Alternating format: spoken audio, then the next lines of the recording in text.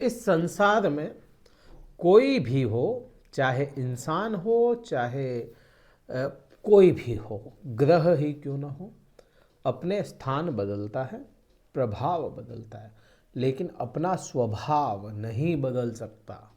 स्वभाव तो उसका वही रहेगा। कोई क्रूर है तो क्रूर रहेगा, कोई न्याय करने वाला है तो वह न्याय करता रहेगा, कोई हंसमुख है तो वह हंसमुख रहेगा। अपने स्थान बदल देगा, प्रभाव बदल देगा, स्वभाव नहीं बदलेगा। उसी की बात करेंगे कि बुध ग्रह राहु के साथ में जा रहा है प्रभाव बदलते हुए। मकर राशि पे इसका क्या प्रभाव आएगा? राहु और बुध ग्रह दोनों परम मित्र ग्रह हैं। जब भी एक साथ होते हैं जड़ें जमाने का काम करते हैं। जैसा कि इसका नाम है, जड़ जमा लेना। वहाँ के प्रभावों को बहुत अच्छे से जमाने का काम करते हैं। एक समय हुआ करता था जब यह जड़त्व दोष की श्रेणी में था, बहुत बड़ा दोष माना जाता था, लेकिन आज के समय में वह दोष ना रहा, योग बन गया। क्योंकि ज्योतिष विज्ञान बहुत पुराना, सदियों पुराना यह एक विज्ञान है, या कह लीजिए यह एक कला है। ज्योतिष कला है, सदियों पुरानी है। जब भी समय बदला उसने अपने प्रभाव भी बदल दिए। आज के समय में यह योग क्यों हो जाता है? क्योंकि आप इसके नाम को देखो, जड़त्व या जड़। अब कोई चीज के पीछे पड़ गए आप, कोई चीज चाहिए, दिल दिमाग मस्तिष्क सब लगा दिया आपने, तो वह आपको चीज जब मिल जाएगी तो वह क्या होगा कि हाँ, मेरा दिल दिमाग सब चीज़ें इसमें लगी हुई थी, मुझे यह चीज़ चाहिए थी, मन से चाहिए थी, और वह चीज़ मिल जाएगी तो वह कितनी खुशी देगी। और वही चीज़ जड़त्व दोष दिलाता है। हाँ, बुरा भी यह असर ला सकता है। गलत चीज़ों में आपका दिमाग लग गया, कोई चीज़ आपको न्यायप्रद ना हो और वही चाहिए और वह मिल गई तो वह गलत भी हुआ। बात इस जड़त्व दोष की या जड़त्व योग की करें, उससे पहले यह योग आपके ऊपर कितना इम्प्लीमेंट करेगा उसकी चर्चा बहुत ज़रूरी है। मकर राशि के लिए यह देखना पड़ेगा कि यह योग बन रहा है, कैसे बनेगा, या क्यों आपको अच्छा कर सकता है या बुरा कर सकता है। सबसे पहले जब भी मकर राशि की बात होगी और शनि देव का जिक्र ना हो, यह तो अन्याय है। शनि देव मतलब मकर लग्न, मकर राशि के स्वामी होते हैं। यह मकर राशि का अधिपत्य शनि देव के पास है। और जड़त्व दोष या योग किन ग्रहों से मिलकर बनता है? वह बनता है बुध ग्रह से। बुध ग्रह दूसरा राहु ग्रह से। अब बुध ग्रह को देखेंगे कि बुध ग्रह आपके मकर लग्न के लिए क्या लेकर के आएगा। बुध ग्रह मकर लग्न के लिए सीधा सा है भाग्य भाव का स्वामी, भाग्य भाव का स्वामी। और दूसरा हो गया आपके छठे भाव, रोग ऋण और शत्रुओं का स्वामी, पैसों के फ्लक्चुएशन का स्वामी, जॉब में, करियर में, जॉब में सेट होने का स्वामी कह सकते हो। करियर की बात नहीं, जॉब को कैसे सेट करेगा, ये कहीं पर भी जॉब करते हैं तो यह सेट करने का स्वामी बुध ग्रह हो गया। अब इसका राहु के साथ में संबंध बना। राहु खुद अभी, अच्छा, राहु के लिए कोई भी राशि नहीं है, राहु के पास में कोई राशि नहीं है, पर्टिकुलर कोई ऐसा नहीं है कि राहु के लिए यह राशि बनी या उसका अधिपत्य मिला। लेकिन राहु कुछ एक राशियों में बहुत अच्छा रिजल्ट देता है, कुछ में बहुत बुरा रिजल्ट देता है। यहां पर अगर देखेंगे तो वृषभ राशि में राहु अच्छा रिजल्ट देता है और मिथुन राशि में सुपीरियर रिजल्ट देता है। यह तो हो गया। कन्या राशि में अच्छा रिजल्ट देता है। बुरा रिजल्ट कहां देगा? मेष राशि में बुरा रिजल्ट देगा, धनु में बुरा देगा, वृश्चिक में बुरा देगा, वृश्चिक में बुरा देगा, और मीन राशि में बुरा रिजल्ट देगा ही देगा। लेकिन सबसे बुरा रिजल्ट देता है वृश्चिक राशि और धनु राशि में बैठा हो या विचरण कर रहा हो। मीन राशि की जब बात करेंगे तो मीन राशि में, क्योंकि यह गुरु की राशि है, धनु में भी उतना बुरा नहीं है जितना वृश्चिक में है। धनु और मीन राशि में क्योंकि बृहस्पति की राशि है, तो यहाँ पर राहु हल्का सा धीमा हो जाता है, धीमा पड़ जाता है। और राहु कब रिजल्ट कैसे देगा उसको निकालने के लिए, या केतु के रिजल्ट निकालने के लिए उसके डिस्पोजिटर देखने पड़ेंगे, क्योंकि इसके पास में कोई खुद की पर्टिकुलर राशि नहीं है। इसका जो डिस्पोजिटर होगा उससे यह बल लेगा। अब इसका डिस्पोजिटर राहु का अभी के समय में देखोगे तो राहु का डिस्पोजिटर बृहस्पति है, और बृहस्पति मेष राशि में बैठे हैं। मेष राशि में बृहस्पति है और मेष राशि का स्वामी मंगल उच्च अवस्था में मकर राशि में बैठा है। तो यहां पर आपको, क्योंकि इसका डिस्पोजिटर खुद अच्छी पोजीशन में है, फुल पावर के साथ, आपके लिए अच्छी पोजीशन है या नहीं वो अलग बात है, लेकिन बृहस्पति के लिए यह अच्छी पोजीशन है, खुद की मित्र राशि में बैठे हैं। इस वजह से डिस्पोजिटर के पास में पावर है, तो राहु ऑटोमेटिक डिस्पोजिटर की पावर खींच लेगा, और यह पावर खींच करके इसको बुध का साथ मिलेगा, तो जड़त्व दोष आप पे असर भी लेकर के आएगा। कब लेकर के आएगा? 7 मार्च से 26 मार्च तक का यह समय रहेगा। एक तो यह शायद आपको क्लियर हो गया होगा, थोड़ा सा डीप गए लेकिन अच्छे से समझ में आ गया होगा। अब यहां पे आपके ऊपर इसका प्रभाव कैसे आएगा वह देखेंगे। तो 16 मार्च तक खुद शनि देव जो आपके राशि स्वामी है वह अस्त अवस्था में चल रहे हैं। मतलब आपके ऊपर बहुत अच्छे प्रभाव, किसी भी तरह के योग के, किसी भी तरह के दोष के बहुत ज़्यादा प्रभाव 16 मार्च तक नहीं आने हैं।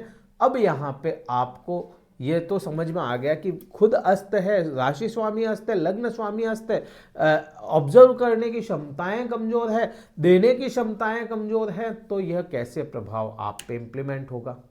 नहीं होगा, 16 तारीख के बाद होगा, मात्र 10 दिनों के लिए होगा, लेकिन बहुत अच्छा होगा। तब शुरुआत तो इसकी हो जाएगी 7 मार्च को, लेकिन इसका बहुत अच्छा प्रभाव जो आना चाहिए, आप पे बहुत ज़्यादा प्रभाव आना चाहिए, वह आपको 16 तारीख के बाद आएगा। उससे पहले थोड़ा कम ही सही, लेकिन आएगा जरूर। यहाँ पर यह चीज़ अपने को समझ में आती है। प्रभाव क्या आएगा? प्रभाव आपके कई चीज़ों पे लेकर के आएगा, लेकिन सबसे पहला प्रभाव आपके पराक्रम भाव पे लाएगा। राहु वह ग्रह है जो बाउंडेशंस को तोड़ करके आगे निकल जाता है। राहु वो ग्रह है बिना किसी प्लानिंग के आपके कामकाज सुधार दे। आपने कई बार देखा होगा, कई फैसले ऐसे ले लिए जाते हैं अपने खुद के द्वारा जिसकी कोई प्लानिंग नहीं होती, या सोचते नहीं हैं ठीक है करना है कर लो, और वह सक्सेस हो जाता है। उसके पीछे राहु का हाथ है। कई बार अपन देखते हैं बहुत लंबे समय से अपन की प्लानिंग चल रही थी, अपन लोग प्लानिंग कर रहे थे, ऐसा करना है, ऐसा करना है, ऐसा करना है, ऐसा करना है, समय आया और सबका सब धरा रह गया, प्लानिंग इम्प्लीमेंट नहीं कर पाए। तो वह क्या, उसके पीछे खराब राहु है। राहु को प्लानिंग पसंद नहीं है। और पराक्रम, आज के समय में कोई भी पराक्रम की बात होगी तो तलवार उठा के चलने का पराक्रम नहीं है। आज के समय में आपका फैसला आज किया हुआ कल क्या परिणाम लाएगा वही आपका पराक्रम है। आपके फैसले ही पराक्रम आपके कहलाते हैं, और आपके भाई बहनों के साथ में संबंध ही आपके पराक्रम कहलाते हैं। अब क्योंकि राहु खुद षड्यंत्रकारी ग्रह है और बुध है जो बुद्धि वाला ग्रह है, षड्यंत्र और बुद्धि मिल गई तो मिल गया बल, और पूरा बल। यहाँ पर भाई बहनों के साथ में चाहे मतलब के रिश्ते हों, लेकिन आपके सुधार लेकर के आएगा, यह प्रभाव आना है। दूसरा प्रभाव, रोजमर्रा की इनकम का साधन कोई ना कोई आप बना सकते हैं। अगर आपके दिमाग में कुछ ऐसा है कि मुझे डेली वेज की इनकम बनानी है और उसके लिए कोई प्लानिंग करनी है तो वो आप इस समय में प्लानिंग भी कर सकते हैं और उसको इम्प्लीमेंट भी कर सकते हैं। यह प्रभाव आप पे आएगा और इस पे आपको अमल करना चाहिए। दूसरा प्रभाव, और क्या प्रभाव आएगा, क्योंकि यह जड़त्व दोष है तो दृष्टियों में भी यह काम करेगा। जहां जहां राहु की दृष्टियां होंगी वहां पर इस योग का काम होगा। अब राहु की दृष्टि पराक्रम भाव से आप देखेंगे तो सप्तम भाव पे जाएगी, पति पत्नी के संबंधों में। अब यहाँ पे क्योंकि ये जड़ें जमाने वाला योग है, जड़ों को या इसको कह लीजिए आज अगर बीज बोएंगे तो उसकी जड़ें मजबूत होगी, पोषण उसको मिलता रहेगा और वह पौधा एक दिन पेड़ में बदलेगा। ये योग वही दर्शाता है अपने को। पति पत्नी के जिनके भी संबंध खराब थे, पति पत्नी वाले भाव पे हो जाना, इसका सीधा सा संबंध है कि पति पत्नी के संबंध अगर खराब थे, माफ़ी मांगने का समय आ गया है। अगर खराब थे, गलती आपकी थी, बेशक झुक जाइए वरना टूटेंगे, तो टूटने से बजाय झुक जाना बेहतर है। आपको संबंधों में सुधार लाना होगा। अगर इस समय में आपने हाथ बढ़ाया, एक कदम अच्छे के लिए चले तो 4 कदम ऑटोमेटिक सामने वाला भी आपको चलते हुए ही नजर आएगा। पति पत्नी के संबंध, धर्म के संबंध, क्योंकि यह धार्मिक भाव भी दर्शाता है। आप अपनी पत्नी के साथ में, आप अपने पति के साथ में धर्म को कैसे जोड़ते हैं, काम और धर्म एक साथ चलने वाले विषय यहाँ पे हो जाते हैं और यहाँ पे इन्हीं चीज़ों में बढ़ोतरियाँ देखने को मिलेगी। दृष्टि संबंध इसका 7वां, जहाँ पर केतु विराजमान होंगे। केतु की अगर बात करोगे तो केतु डिटैचमेंट के कारक हैं, चीज़ों को छुड़वाने के कारक हैं, चीज़ों को त्यागने के कारक हैं। और भाग्य भाव में केतु का बैठ जाना, केतु आपके 30 अक्टूबर से बैठा है। मकर राशि वाले जातकों के सभी चीज़ें बहुत अच्छी हमें महसूस होता है कि राहु पोजिशनल वाइज अच्छे हैं, शनि पोजिशनल वाइज अच्छे हैं। ये दोनों ग्रह क्रूर ग्रह होते हुए भी पोजिशनल अच्छी है तो अपने को प्रभाव अच्छे देंगे। लेकिन जब बात करोगे केतु की तो राहु के बिल्कुल विपरीत केतु होते हैं और भाग्य भाव में केतु का बैठना भाग्य से दूरियां बढ़वाने का काम करता है। अब बात करो कि केतु, क्योंकि यहाँ पे सभी चीज़ें अपने को समझ में आती है कि बहुत अच्छा हो रहा है। मंगल भी अभी पोजीशन में अच्छा है। शनि की बात करें, शनि अच्छी पोजीशन में है, अभी अस्त है लेकिन इतने समय से अच्छी पोजीशन में है ना, पूरा 1 साल हो गया।